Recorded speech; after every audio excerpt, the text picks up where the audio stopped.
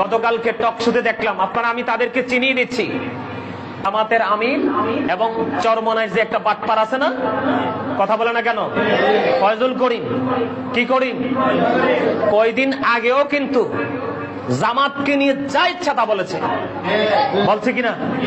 জামাতের কাছে ইসলাম নাই, জামাত বেআমল, জামাত বেয়াদব, মানে কত ধরনের বক্তব্য যে সে দিছে না। এখন আবার দুনিয়ার জন্য, স্বার্থের জন্য, ক্ষমতার জন্য জামাতকে আবার বুকে জড়িয়ে নিল। সাংবাদিক প্রশ্ন করলো, আপনি তো ইতিপূর্বে এই কথাগুলো বলেছেন। যে কথা দিয়ে কথা রাখে না সে কি? আরো জোরে বলেন।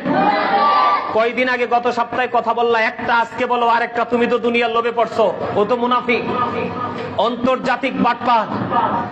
এই বাটপারদেরকে যারা বিশ্বাস করবে, তাদের কথা যারা শুনবে, আমি চ্যালেঞ্জ করে বলবো